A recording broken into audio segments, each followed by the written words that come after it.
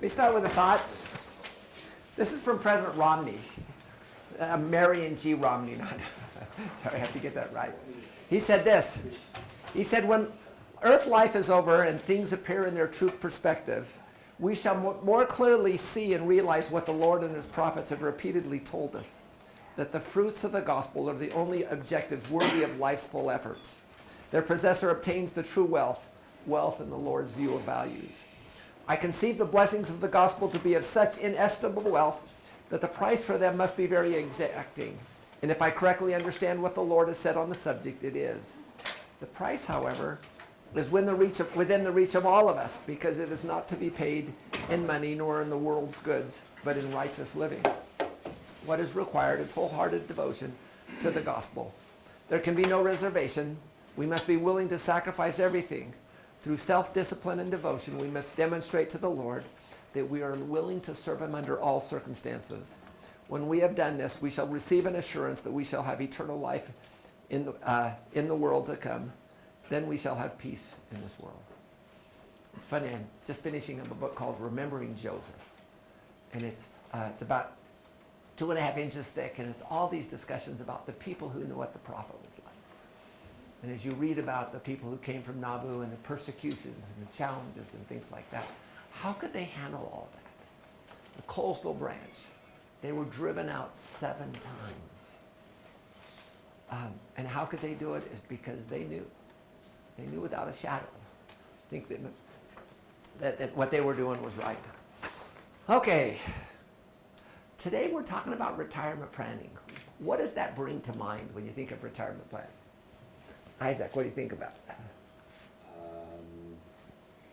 I think about how much money you want to have when you end up retiring. How much money you want to have when you end up retiring. Jessica, what do you think about with retirement planning?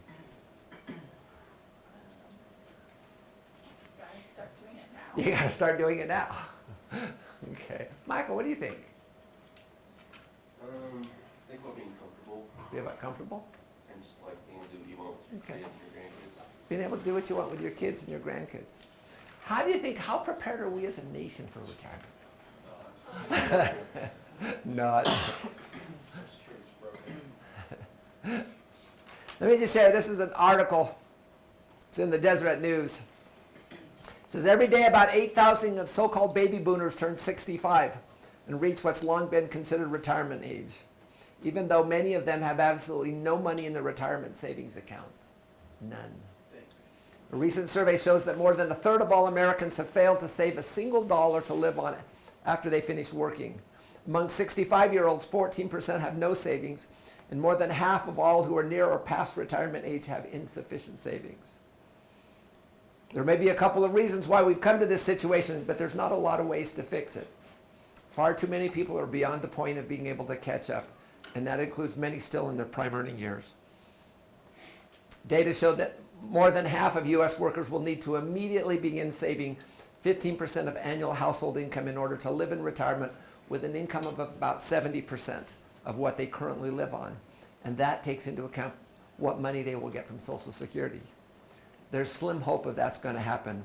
Research have documented an attitudinal shift toward the sense of futility about saving for retirement. A survey of so-called millennials shows the majority lack confidence in putting money into savings instruments that will bring necessary returns. Many are burdened by large college debt and are entering the workforce at a time of relatively high unemployment. Consequently, many in their late 20s and 30s tell researchers their retirement is simply to continue to work. A lot of people 65 and older are facing that reality now, and not as a matter of choice. Their situation should serve as a wake-up call. As for government policy, there's not much that can be done. Keeping entitlement programs solvent is enough of a challenge. Expanding them in any way is not in the cards. Perhaps schools should put more emphasis on financial planning studies and lessons on the power of compound interest. But mostly, the burden is on the individual. It's easy to live in the present, but an essential component of financial responsibility is to plan for the future. People may have decided that present expenses are such they cannot afford a savings plan. The question they should ask is whether they can afford the consequences of not having one. Interesting. Okay, Wall Street Journal quiz. So you think you're ready for retirement? Couple of questions. What percentage of U.S. households are at risk of not having enough savings to maintain their living standards in retirement? 33, 43, 53, 63. It's actually, this one says 53, but more than half are not going to. 64-year-old couple retires in 2013. How much money will they need to cover medical expenses throughout their retirement? 100, 140, 180, 220,000. How much will they need just to cover medical expenses? 220 is right, 220,000. How about this one? What percentage of participants in defined contribution plans, including 401ks, contribute the maximum amount allowed each year? 5%, 15, 25, 35? What percent of participants contribute the maximum allowed? Actually, 5%. What percentage of households aged 65 to 74 carry housing debt and credit card debt? Housing debt, 21, 31, 41, 51. So these are 65 to 74 that have housing debt. Yeah, 41%. How about credit card debt? 12, 22, 32, 42. Yeah, 32%, a third. Which about statements about Social Security, let's see. True or false, the Social Security program is going broke? True. Actually, false. At the moment, benefits and expenses exceed taxes collected and other non-interest. In short, money is going out, more money is going out than is coming in. As a result, starting in 2033, the government will be able to pay only about 75% of program costs. Troubled, clearly. Bankrupt, no. When was the last time Social Security percentages were changed? 1990. So, 38. Let's go a little bit more. Research by Fedley Investments recommends that workers should aim to save what multiple of their ending annual salary at age 67 in order to meet basic income needs in retirement? 4, 6, 8, 10 times. Yeah, Jessica's right, 8 times. I actually recommend that you be closer to 12 times. A popular rule of thumb states that retirees will need 70 to 80% of their pre-retirement income in later life. Some of the best research into replacement ratios by Ann here at Georgia State University have found that a good benchmark is 65, 75, 85, or 95. So rule of thumb is 70 to 80. What did they find? Actually, 85%. What percentage of surveyed workers aged 55 plus said they or their spouse have tried to calculate how much they need to save to live comfortably in retirement? 34, 44, 54, 64. So what percent of those that age have tried to calculate how much they need in retirement?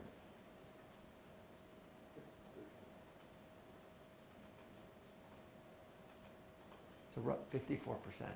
So roughly half people have never even tried to calculate how much they need in retirement. So is that a good thing for us to do today? To help you figure those things out? What about this? Do you think trends are going to make it easier to retire or harder to retire when you guys retire? The trends in your favor? Probably not. This is from David Babel and Craig Merrill. It's funny, we were in Nauvoo, and I use this in my class a lot. And I saw this guy talking to Bruce Money, who was also, they were in the Nauvoo, Hill Cumorah pageant, and we were just visiting from Nauvoo. And went up to talk to him, and it was this guy, David Babel. And so it was kind of fun to say, I use your stuff in my class. But this is kind of a summary of what they wrote. It says, retirees must take strategic action in the deployment of their accumulated savings and funds as they begin retirement. 5 forces are converging upon Americans in what some have called the perfect storm, others the tsunami wave that is about to engulf us from all sides. The best we can do is organize our own finances in such a way that we can provide for ourselves, because there isn't anything we can do to stop these converging forces. 1, the decreasing levels and importance of Social Security benefits. Relative to the benefits provided to our parents, people currently in their working years will receive a much lower return on their Social Security contributions. 2, the demise of defined benefit pensions. Defined benefit plans are closing. Over the past 15 years, there's been only one new pension program initiated in the U.S. The number of pension plans in the U.S. peaked at 175,000 in 1983 and has since declined to less than 15,000. I think it's under 12,000 now. In effect, the risk of retirement has been shifted away from the employer and placed on the shoulders of the employee. 3, the aging of the baby boomers. Beginning in 2006, the first members of the largest generation in American history turned 60. That's me. Leaving their jobs and entering the retirement force. The boomers will continue to exit the workforce for at least another 20 years, currently constituting over 27% of the U.S. population and 47% of all households. They will become dependent on Social Security, retirement plans, and any accumulated assets. 4, the emergence of post-boomers. Generations X, born between 65 and 79, and Y, born between 80 and 2001, will be burdened not only with the responsibility of providing for their own future retirement and health needs, but also with supporting the Social Security and Medicare costs of the boomers. The net effect is that there will soon be many more people draining funds from the Social Security system, with far fewer people contributing to it. In 2006, there were 7.2 persons between the ages of 18 and 65 for each person over 65. Within the next 23 years, this ratio is expected to drop to 3.7. 5, the increasing longevity of the American population. Americans are living longer. Since Social Security began monthly payments in 1940, the number of months we can expect to receive benefits for those of us who reach age 65 has increased by roughly 50% for men and women. Coupled with the fact that when Social Security was instituted, the average person did not live to age 65. Increased longevity has placed a tremendous burden upon the retirement system. When considered together with these decreasing yields from bonds and lower returns from stocks in recent years, these forces spell disaster for those who do not make more prudent financial measures to prepare for what is becoming the major financial risk of the 21st century, living too long. Okay. So we've got an unprepared population. We've got 5 forces that are, there's nothing we can do anything about each of those things. But are they going to make it difficult? And so the question is, what do we do? So, let's talk about a personal financial plan. Okay, what's your vision for retirement? Is it pretty hard to come up with a vision for retirement? It's kind of hard for me too, and that's starting next year. Again, like I said before, it's interesting. Next year it's going from theory to application. What are your retirement goals? How many years till you retire? What age at retirement? How much do you need? How much do you have? And how much must you save annually to reach your goals? I'd like you to use this spreadsheet here to kind of help you. If you use that spreadsheet, you can't say that you haven't tried to figure out how much you need at retirement. I'd like you to include a copy of your Social Security statement, or you can just say, I've received it. I've received my Social Security statement and the date is correct. What are your plans and strategies? And I divide retirement into accumulation, retirement, and distribution stages. So I'd like to see what kind of your plans for each of those stages. And what are your constraints and accountability? Okay. So what, if our goal was to plan for retirement, what are the kind of well, let's start with this case. Clinton Abbey putting together the future retirement income and expense projections. Hope to retire in 35 years at age 65. Determined they'd have $15,000 in today's dollars, part of that Social Security, apart from savings. How much must they save annually to accomplish that? Is that a problem you guys would have? Yeah. So we'll show how to solve these problems. So what are the key questions that retirement planning answers?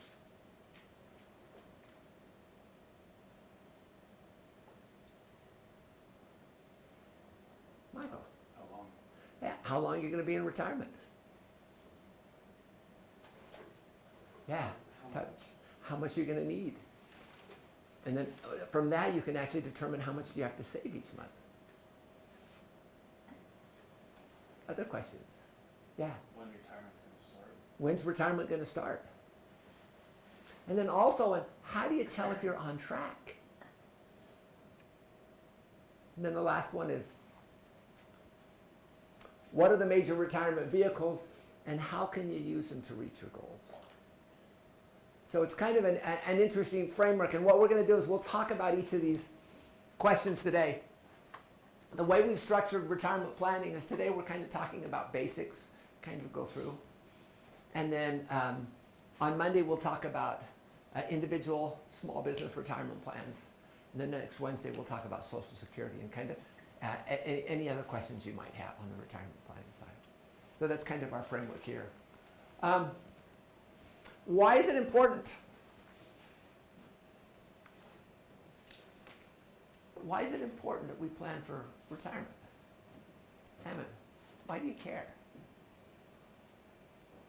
If you don't have a plan, then you're just going to be working forever. Yeah, you're just going to be working forever. Anyone eventually want to stop working? Yeah. Tyler? Also, your standard of living is going to suffer a huge drop. Yeah. It's a huge drop if you don't. I have two sets of grandparents. Both sets have passed away. But one could do whatever they want, whatever their health would allow, and the second one would do whatever Social Security would allow. So when they did things with one set, we covered the costs, and we were glad to do it. They're wonderful people, good, righteous people. We just had to take those things into account when we did it. And so the question is we get to decide what kind of retirement we want by the choices that we make now, and the choices that we make on that. Just some thoughts. Planning for your future ensures a better future. I saw this book. It says 10 key decisions you have to make at retirement. I thought there's more than that. So I read the book, came up with their 10, and then I realized there's another 20 more. But if you look at kind of what we're doing here in this class, is we try to answer each of those questions as we go along. So I would think right now you're pretty on track based on those questions there too. What factors determine how much you're going to need at retirement? Lifestyle. That's a big deal. I actually know some people who retire to the Philippines because their Social Security money goes a lot farther. But lifestyle, where you want to live, how you want to live. Other things that go into that decision. Health. You know, that health decision is a big one. If your health is bad, you want to take Social Security earlier or later? Probably earlier because you may not live that long. Along with that health decision, how long are you expected to live? Ever thought about that? What's your expected? And I can look at my parents. My mom died at 53 and my dad died at 86. You know, and I'm right in the middle there. I'm at 64. So it's just kind of interesting to see that all of those factors go on. And contrary to what some say, none of us are going to get out of this world alive. Other thoughts? Your age. Your When you age? wanna start. Also your age when you start investing? How much you put in? Lots of different things that go into it. Taxes and inflation, do those have an impact? Yeah. And we can minimize some of those. But, you know, we can target our tax level in retirement, but still. Risk tolerance. Expected return on your savings. You notice in your investment plan, you have an expected return before retirement and an expected return in retirement. We'll be using those as we kind of put this plan together. So realize lots of different things go into this. Why start saving today? What's the saying? The best time to plant a tree was 20 years ago. Second best time to plant a tree is today. And because things are changing. You know, your company plans can change. Can you have a company retirement plan and can they change it even after you retire? Yes. Are government benefits changing? And are there likely, there's likely going to be changes there as well. So and then here's a final question. Was it ever intended that you should live on Social Security? No. Social Security was never intended to be 100% of your retirement. They estimate it should be 38 to 40%. So that means there's another 62% that you have to come up with just to be consistent with what their numbers were. And then how long are you expecting to live? Nathan, how long do you expect to live? Hopefully not too long. Interesting, when Social Security was put into place, no one lived past, very few people lived past 65. Now 67 is the retirement age. So it's a different framework than what was originally set up. Okay. Anyone, what I'd like each of you to do is I'd like you to take 2 quizzes. Can I get a volunteer to do these on the screen? So I'm just going to say how long you're going to live. Okay, Jessica, you want to come? Okay. So what we're going to do is we're going to start with the Social Security one. And we're just going to click on this. And then the other one, it's going to ask questions, and you'll have to do this. So Jessica, just come on up. And Social Security one's pretty simple. All you do is input your gender and your birthday.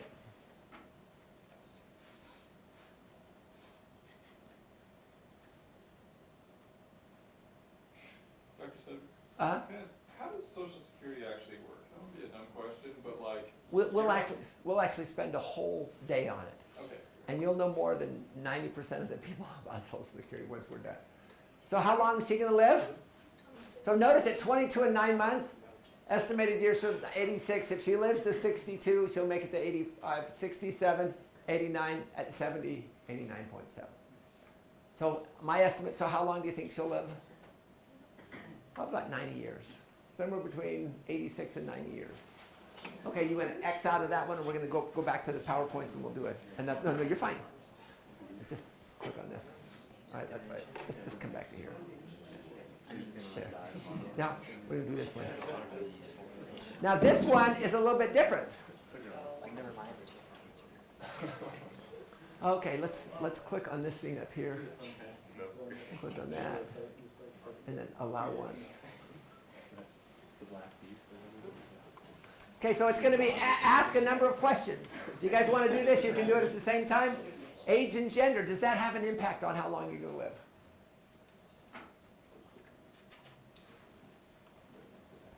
Notice 81 is automatically your answer. Okay, next. Sorry about this, I apologize. Height and weight.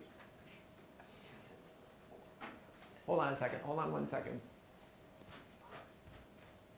Trying to be sensitive. Okay, go ahead. 22. Okay. You, that's right, click on backtrack. Move it down a little bit. Oh well, we'll just keep going. It's all just. It's all right. Okay, click on next. Yeah, oh, wait a second, answer it. Okay, then questions on cardiovascular problems. My mom passed away at 53. My dad died at 86, but cardiovascular. Okay. Blood pressure, does that have an impact? I'm taking blood pressure medicine. And cholesterol too. Good. Stress. Teenagers are all outside of the house, the stress levels decrease a little bit. I was going to say my stress level is pretty high right now. Yeah.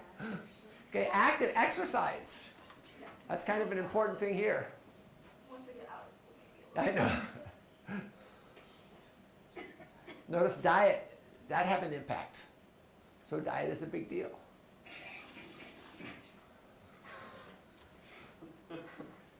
Isn't it interesting? Seatbelts go in here. The fact that you just wear your seatbelt. Is that an interesting thing too? Driving violations and tickets. Do you get a sense that that accidents are a main reason people pass away? And then drinking.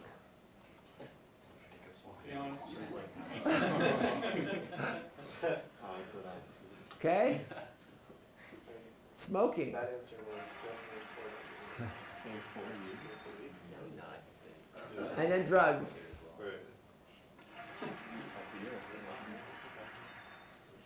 Okay, so what would you send Jessica on average? How long is she going to live? Probably 90, 91 years. It is. You're the longest one I've done this with.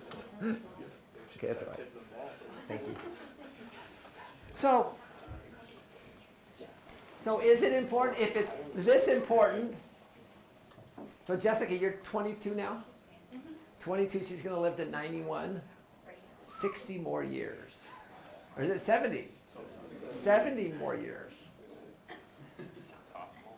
So it's kind of like my brother said, yes, sir, we're going to live to be 103. I'm not sure I want to live to be 103. But the point here is we've got a lot of time ahead of us, so we need to think through this. So what are the principles of successful retirement planning? Jessica, what's the big one for you? Yeah, start now. Yeah. Other principles. Make sure you die before you run out of funds. Yeah, make sure you die before you run out of funds. My What? husband's grandma, so his grandpa wanted to make sure she was provided for. She died the month she ran out of funds. She did well. I think it was intentional. I don't know. She was like 90-something, though. So other principles. Don't ride on money. Follow through on your goals. Pardon me? Follow through on your goals. Follow through on your goals. I like the idea of live longer, die faster. Longer and die faster. Well, it's like the idea of like good health. Like if you exercise, Yeah. it oftentimes increases your life expectancy, but also Yeah. makes you die quicker. Yeah. Like when you die, instead of being sick for like 10 Yeah. years, you just knock off real quick.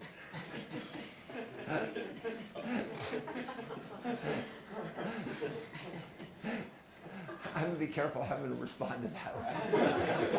But let me just share some thoughts. Understand yourself. Act on the Spirit's guidance. Understand the retirement vehicles available and use them wisely. So we talked about those 401ks, tax now accounts, tax deferred accounts, and tax never accounts. So choose your investment vehicles and assets. Choose your assets wisely. Follow the retirement planning steps. And probably the most important is just develop a good retirement plan and follow it closely.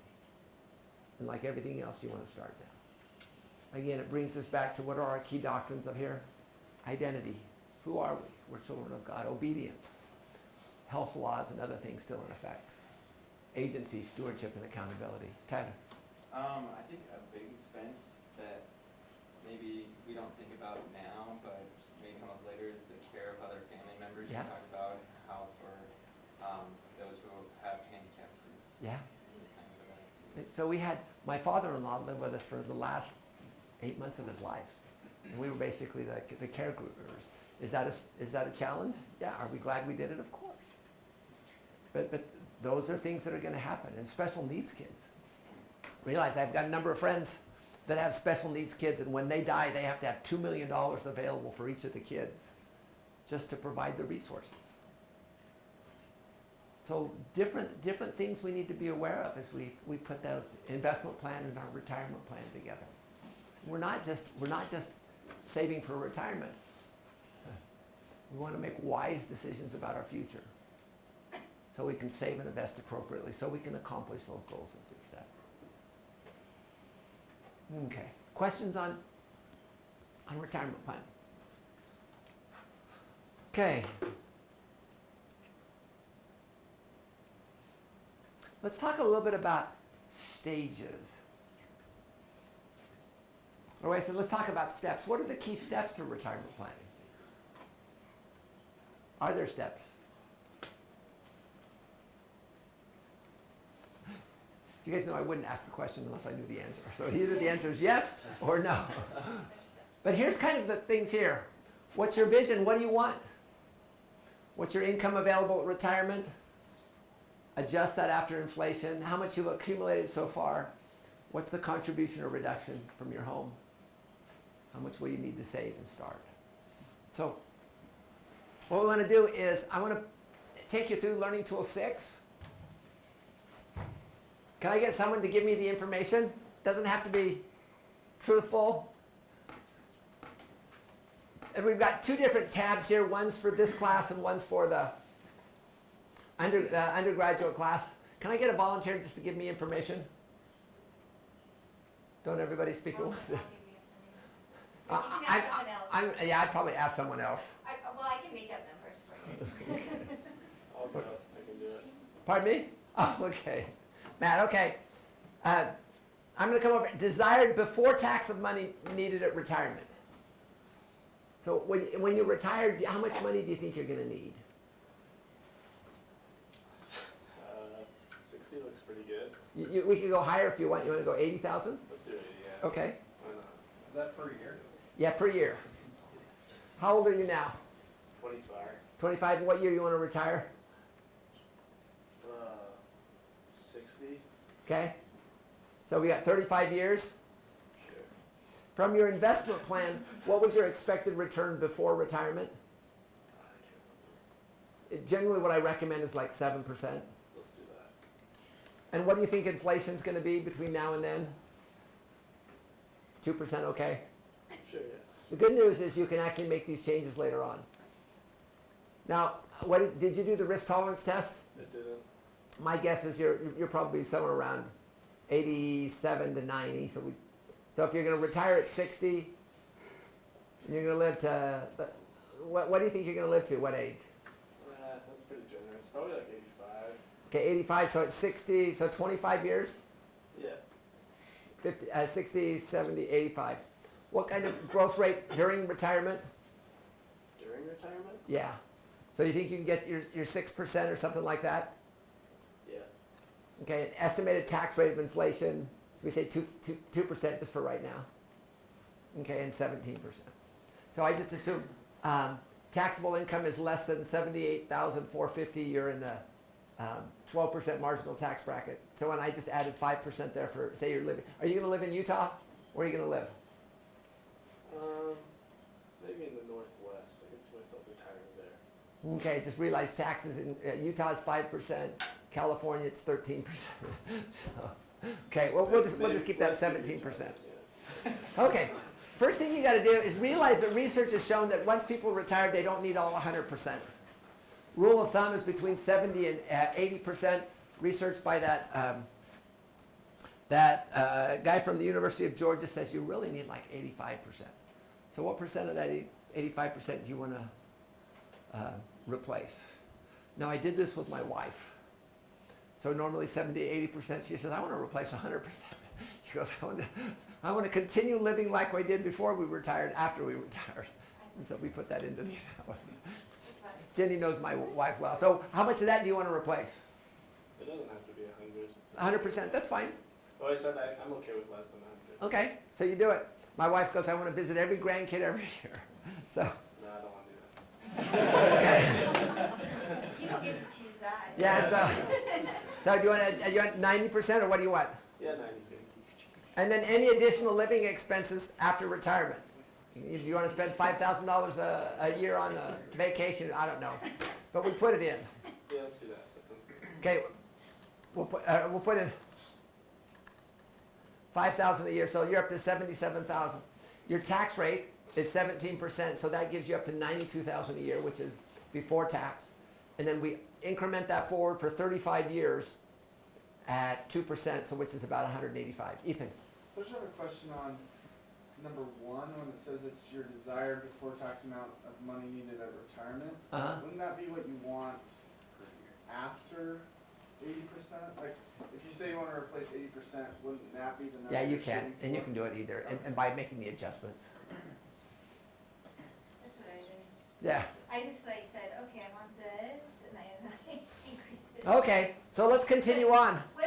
One thing to keep in mind too, is if your descendants put you in a home, it's about $100,000 a year. Yeah, it's not cheap. It's expensive. Yeah. So that gives you, hopefully that gives you incentive to go out and do your running every day, your exercising.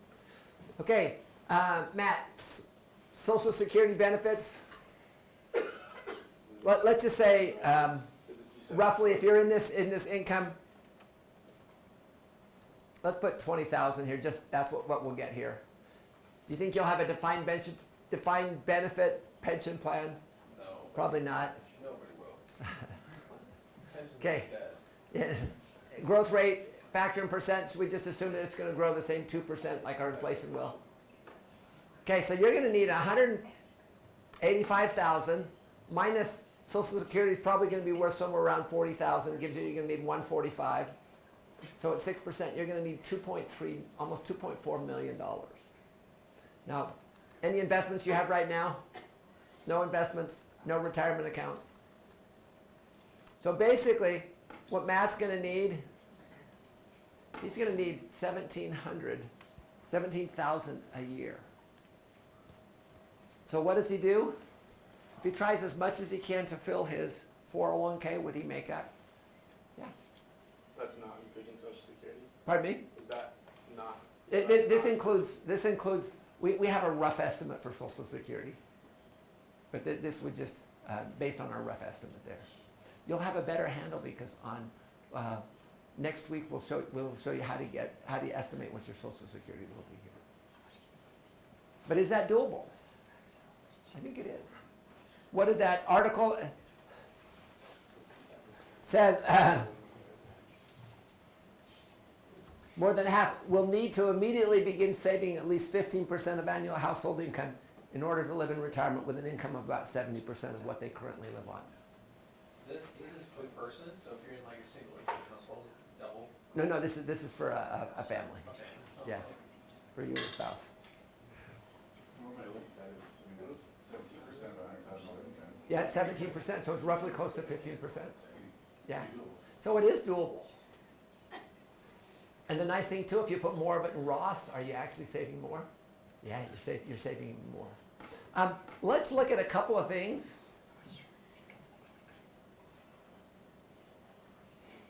What's the impact of our estimates? And realize these are all estimates. So we've got 17,000 here. Let's look at what happens if inflation goes from 2 to 3. 17,000 went up $10,000. Are these estimates susceptible to inflation? Yes. Well, let's say inflation went up, and instead of 7, you were able to get 8. Instead of 6, you're able to get 7. So as long as you can continue to keep that spread above inflation, you're still pretty good.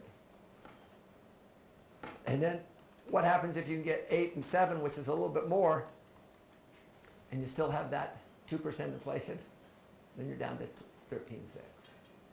So making sure you're diversified but have a good, well-rounded portfolio could have a big impact.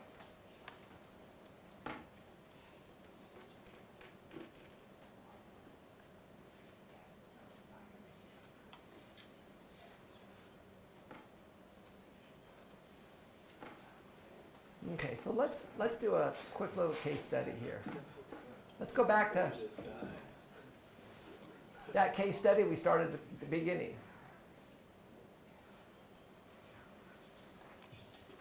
How do we do a problem like this? What's the framework on putting this problem together? Anyone think they can do it? How about if I give you a tool? Could you do it? Yeah. Okay, so let's just take you through the process. So first thing I'd like you to do is I'd like you to draw the diagram. So the diagram looks like here. Here's now, here's when you retire, and here's when you die. I don't know, when I was a kid growing up, I can't remember which band was, but there was this song that says, and when you die, and it reverberated you had reverb about 4 or 5 times. But so, okay, here's our time in retirement. Here's our time before retirement, time in retirement. Here's our returns, both returns and inflation, return and inflation in these periods. So the first one you do is you calculate the shortfall. The shortfall is the difference between what you have and what you need. Second thing we do, we inflation adjust that shortfall. So the shortfall is what you need right now, because you have to adjust it. Remember the rule of 72? Every time interest rate times years equals 72, it doubles. So the last thing you want to do is you want to make sure that you take inflation into account. Third, what we do is we calculated the real return in annuity. So what we're assuming is is that we can buy an annuity that would give us this real return. And then the final thing we do is how much do you have to need to take you to that annuity at your retirement date. Okay, so we comfortable there? So, shortfall. CNA's shortfall. How much do they need? 60. How much do they have? Roughly 15. So what's their shortfall? Yeah, 45. So now what we have to do is we inflation adjust the shortfall. Set 45,000 is your present value, your inflation rate, number of years until you retire. What do you think roughly it's going to be? So 35 years, 2%, is that close to 72? So probably close to doubling. And you're right, 90,000 each year. And then we calculate our real return in our annuity. So again, our real return isn't 4%. It's 1 plus 0.6 divided by 1.02 minus 4. So we've got that amount. That's our real return that we're going to put into that annuity one. So now we know what our payment is for the 30 years. We know what our interest rate is. We solve for our present value. And it says we're going to need about 1.6 million. And so then we set our future value equal to 1.6 million. Number of years until we retire, 35 years. And I'll need to save about 12,000 a year. Is that doable? Yeah. In fact, all of these things we've talked about are doing. And again, as Michael said, if you're making $100,000, 17,000 is only, 17%. So the key is we need to make sure we understand the process. So here's the tool. This is so we put in our 60,000. We needed our 15,000. 35 years, 7% and 2%, and then we're in retirement for 30 years. We can actually see how that works through. This is just another tab on the one that we just did. Okay. So how would you divide out retirement planning? Are there different steps in it? Well, we talked about the steps. Are there stages? And are there things we should be doing at each stage?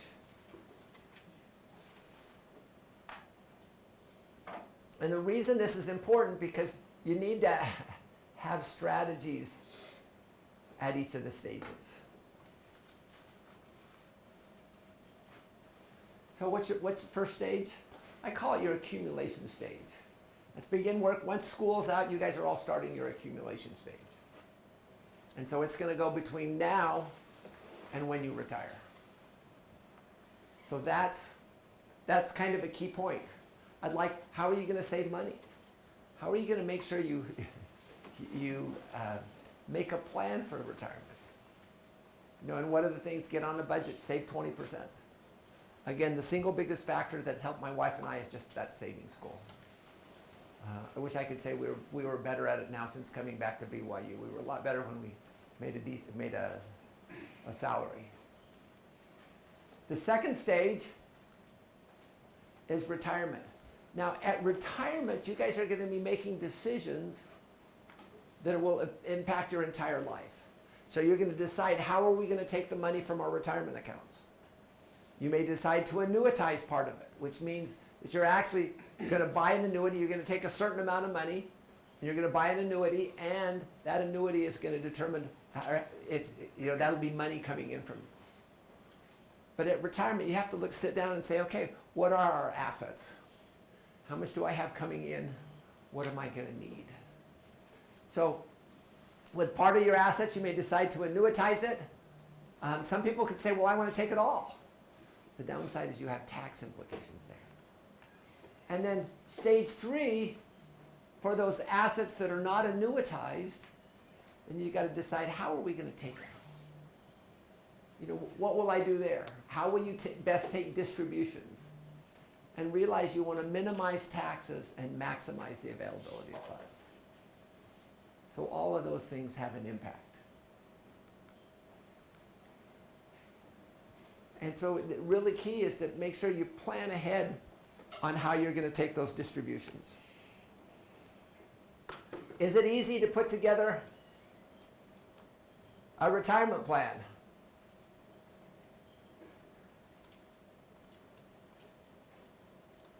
Just ask the 47% of people who have never even calculated how much they need. And again, if you fail to plan, it's pretty easy to fail. So the key is, what do you do? What's the best way to come up with your plan?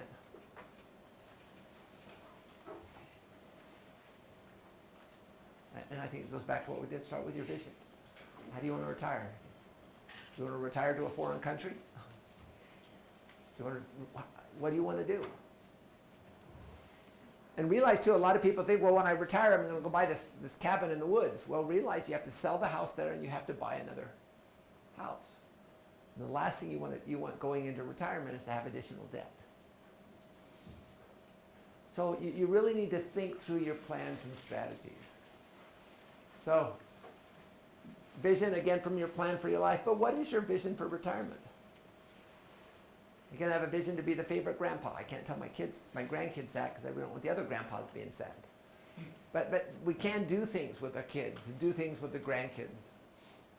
And so I try to make sure I hang out with them and we had fun. We told you, I didn't tell you. Oh, we told you at Halloween we had 818 trick-or-treaters come by. And it was just really fun though. So all the grandkids came by at 7:30, and then we just went around with the grandkids. It was just wonderful. I only lost one grandchild for a little while. Luckily we found him.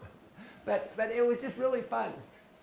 So what kind of goals do you think you'd have for retirement? Trey, what goals do you have? Like you said, out of debt. Out of debt? Other goals?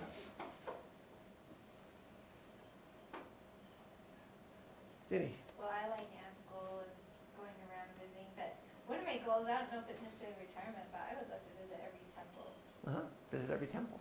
I would like that. I think it's a cool goal. We took students on that GFI trip this year to Europe, and we hit Bern, Rome, Paris, and London. So certain advantages of on these study abroad. But here's just some ideas for some goals. You want to figure out what's your minimum acceptable level of retirement income. This doesn't include visiting grandkids, but what do you need just to survive? So you calculate your Social Security, any defined benefit plans, and then you calculate that difference there, and then get an annuity that will give you that difference for as long as you need.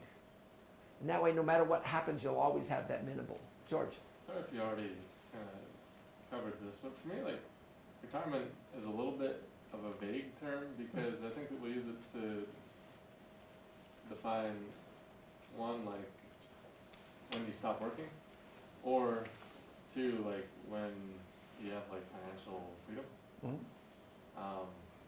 How do you look at that exactly? Retirement's a vague term for me too, because really, realize what we're doing is we'll retire next year, and then we'll go on a mission.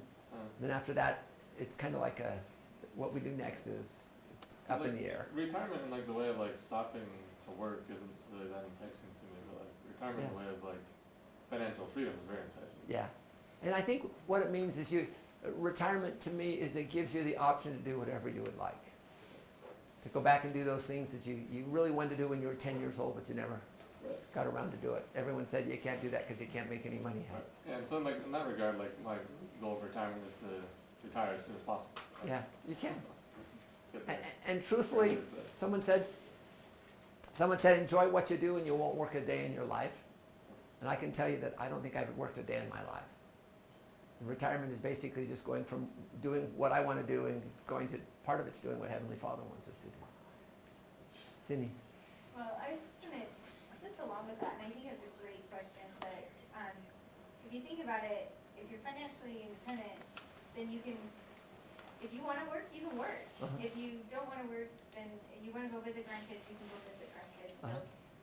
So I think in that respect, I'd probably say when you're financially independent, but it doesn't mean you have to start working. Yeah. The people who, we hear so many people, and maybe not you guys, but when you get to be my age, that just pass away, they retire, and then they just feel useless, and they don't want, where I think the people who really enjoy life in retirement are the ones that stay active and are doing things, and so having a goal is great, but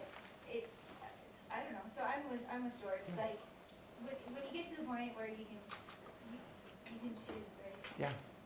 And just the ability to choose is the key thing. And I love teaching. When I come back from the mission, we'll probably continue teaching. Don't know where, but we'll continue teaching.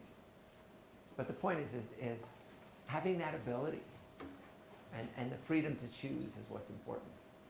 How about this? How about some accumulation stage? What are some strategies for accumulation? What do I recommend you guys do? Save how much? 20%. With a minimum of 15% of that going into retirement, hopefully more. What do I recommend about do I want debt going into retirement? No. So just ideas here. Pay down the mortgage, gold to pay it off, pay tithes and offerings. We talked about this, how you rebalance your portfolio with appreciated securities. And I just gave you just some other things here. Maximize investments in Roth. When do you plan to take Social Security? Maybe that's probably a decision at retirement. But so what you do is not take Social Security until 3 years past full retirement age. Why is 3 years past full retirement age an important date for Social Security? So Derek says, I have no idea. So what happens at full retirement age, you get a certain amount for Social Security. If you take it up to 5 years before full retirement age, you get 70% of that amount. But for every year beyond full retirement age, you get 8% more, up to a maximum of 3 years. So if you wait till 3 years beyond full retirement age, you get 24% more a month or a year. Okay, and then you've got some accumulations, or the retirement stage, or the annuitization stage here. So what you do is, here's what I've got for my defined benefit. Here's what I've got, okay, here's what I get from Social Security. And then figure out how much I need to survive on, like kind of my minimum acceptable, and then we just buy an annuity that gives me that amount for 5 years. So if I do it every 5 years, then what happens in case interest rates rise, then we take that into account too. But that way I've got the minimum acceptable level of retirement income, so I've got money coming in sufficient to live on, and then all I do is take things out in case I have other things. Continue to save. First mission at 65. Again, convert traditional accounts into Roth accounts. You don't have to be too crazy there. Most of well, of course, it depends on how much you spend there. Come back in teaching. What else do we want to do? Again, some other strategies. Immediate annuities. Have all debts paid off. Again, have balance. And then the final plans and strategies is your distribution stage. So for the money you didn't annuitize, what are you going to do with those? And so, again, back to some of our other strategies. Home paid off. Vehicles, keep them a minimum of 10 years. Pay tithes and offerings with appreciated securities. Things like this. And then just a few other strategies. But again, if we can have a plan, you can see that this is doable, but it's important to develop plans and strategies to help you make those choices. And if you'll do that, I think you'll make much better choices. Okay, questions on putting together your retirement plan? Is it doable? Yeah. Okay. Then the question is, how do you know if you're on track? How do you know if you're on track to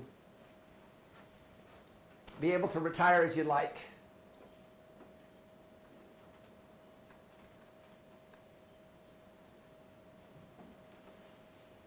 Okay. Now Kevin and Whitney. They have 115,000 savings. Credit card 150,000. They've earned 7% on their savings and they've saved 5% a year. How are they doing? And what more should they be doing? Is this kind of a problem you'd have? Is this something that will come across in your guys' lives? So let me share an article from a good friend. His name is Jonathan Clements. He has this really cool website called Humble Dollar. And I've actually contributed to his website. So that article on Roth versus traditional, I just sent him the updated updated, some final comments on it. But he wrote this. I'd like you to read this. There's two pages here. And I think it's okay. We don't have to.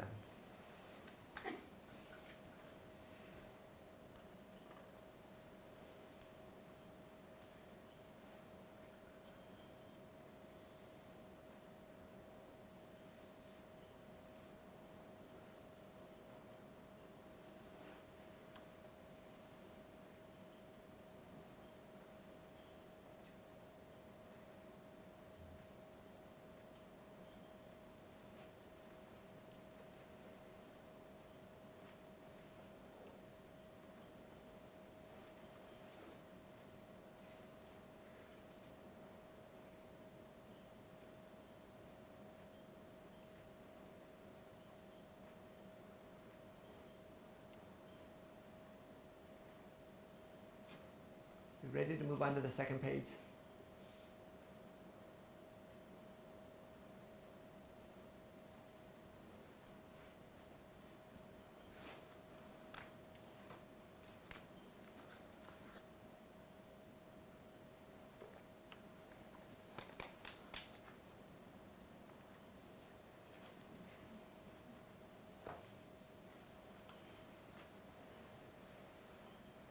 Did the roll make it around?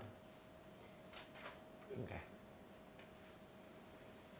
Okay, I'm going to come to the second page. Let you finish up there. Thank you.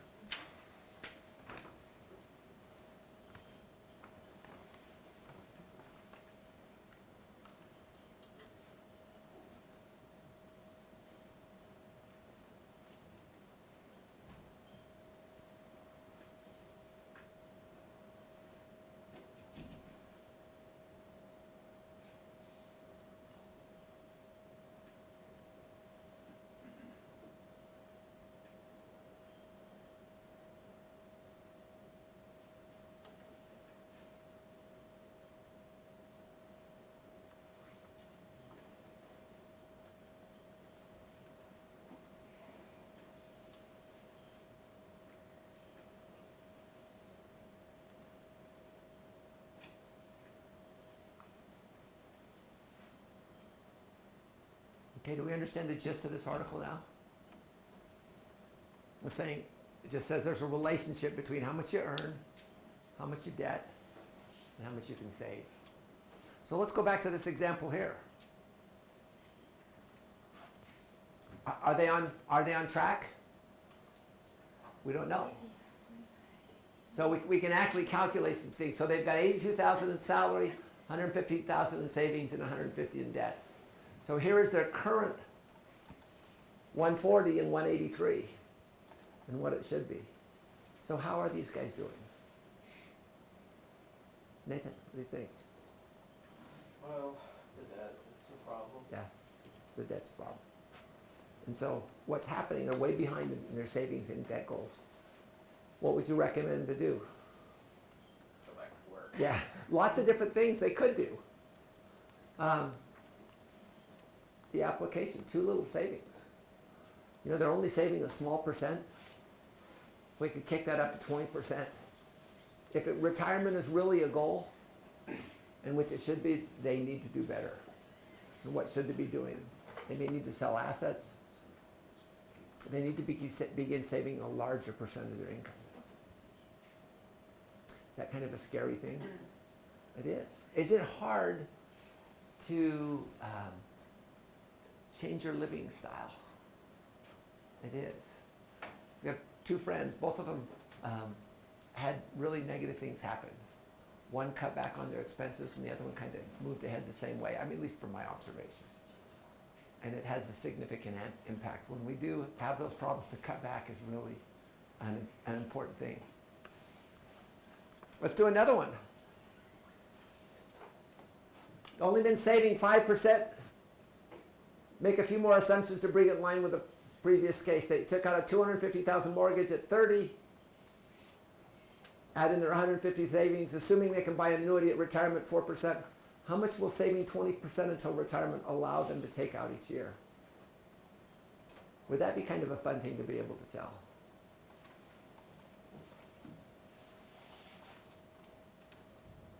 So the same couple, same situation, and they're trying to make some decisions, how much they should save. And again, the question is, how do we tell if we are on track?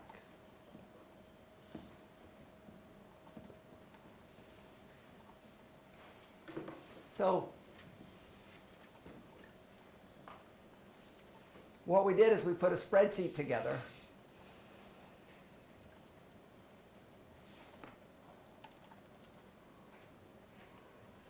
This one's still kind of in working form. So starting income 80,000, 25, retirement 60, 40 years. And we just put out, what do you think they're going to do a payout? An annuity, let's say you can make 4% on annuity. Or we'll take out 4% a year. So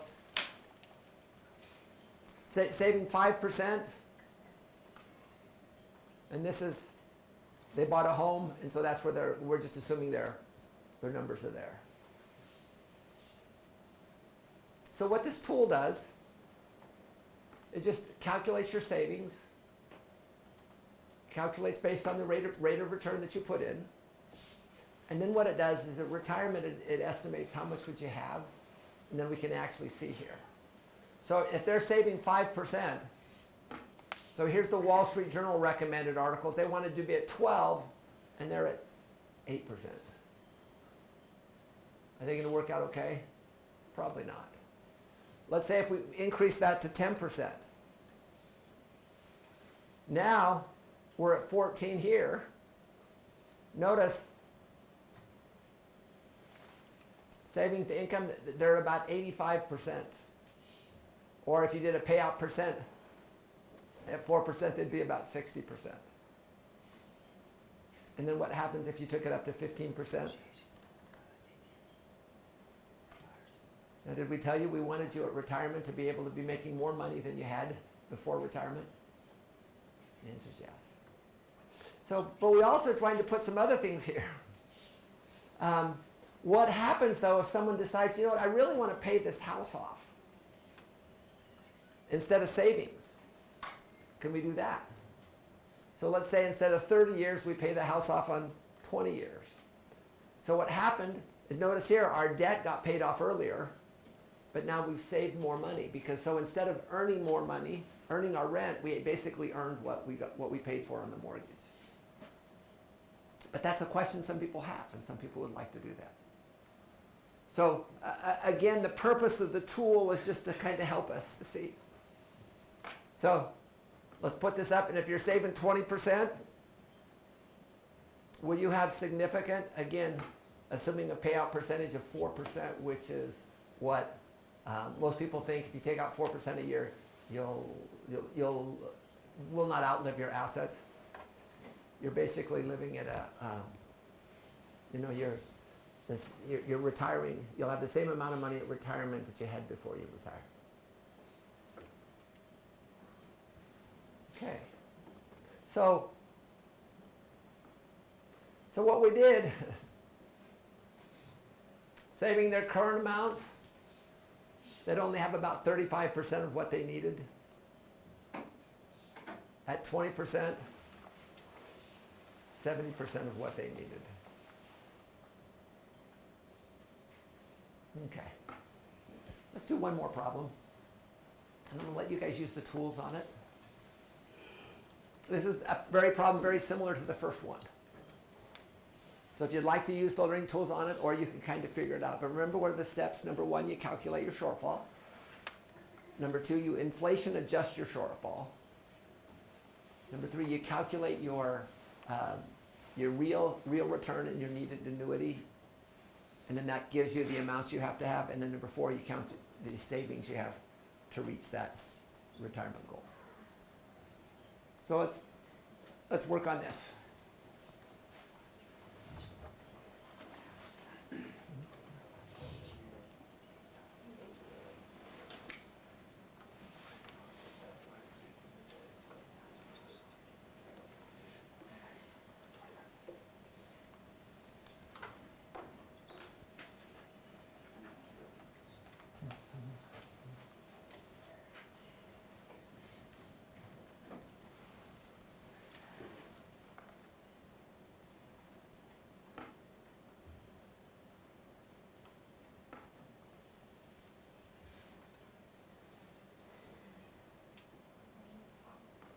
Sorry.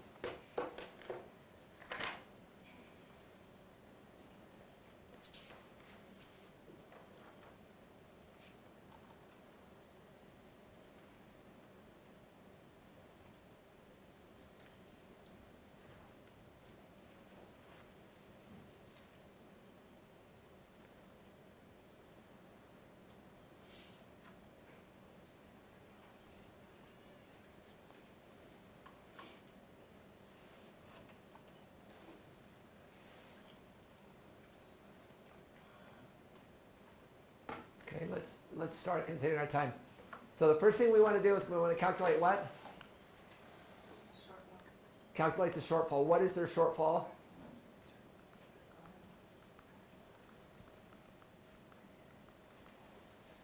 $67.5 minus 25. So what are we at? About 42.5. Now we want to inflation adjust that. So 25 times 2, 50, not quite double, but about 70,000.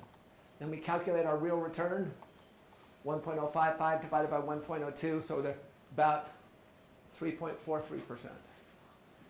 What's our annuity size? So you're going to need 70,000 a year for 30 years at a 3.43% return, or 1.4. And how much are we going to need to save? About $22,719.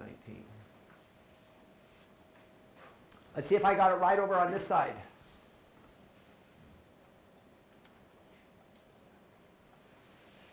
So again, our shortfall, we inflation adjusted our shortfall.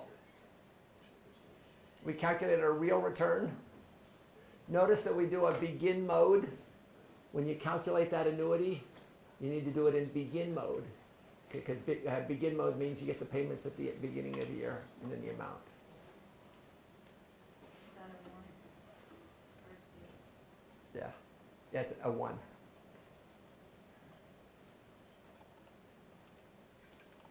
Okay, so we got it right. Okay. Questions on retirement planning? Is it doable?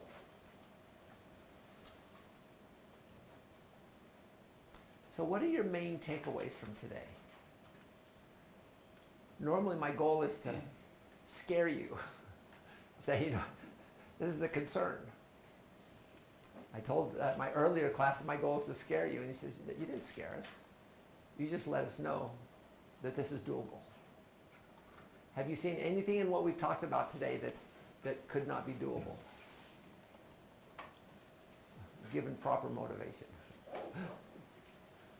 What's the single most difficult thing we've talked about today? Probably saving. Living on a budget and saving. So takeaways. Michael, what are your takeaways for today? Get a plan in place to understand the order of the distributions.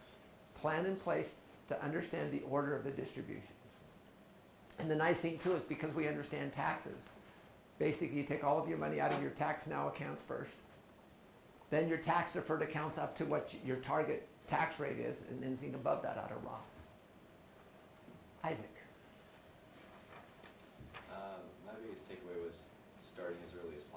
Yeah, The earlier you start, the more it's gonna grow. yeah, the earlier you start, the more it's going to grow. Okay.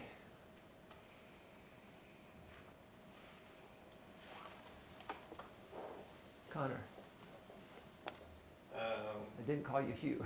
No. Yeah. Got the name right. That's why I'm going to call it Hugh next. Go ahead. For me, it was just, that it's time to start planning now. Time to start planning now. Okay, Hugh, I don't pick on you very often.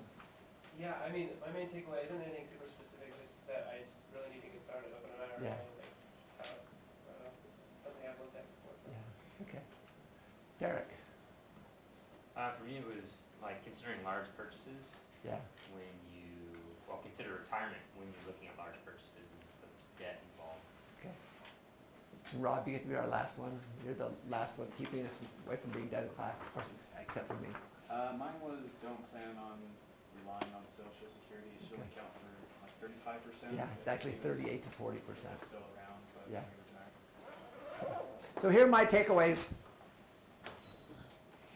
Number one, if we don't plan on retirement for ourselves, no one else will do it. Don't expect the government to do a good job. Remember, they spend $750 on hammers. Number two, there are various stages of retirement and different things to do within each stage. We need to understand the retirement process and what we need to do to prepare for each stage. And number three, the best retirement planning is faith in Jesus Christ and obedience to his commandments. If we do that, only then can we have peace in this life and eternal life in the life to come. Thanks, everyone. We will see you on Monday.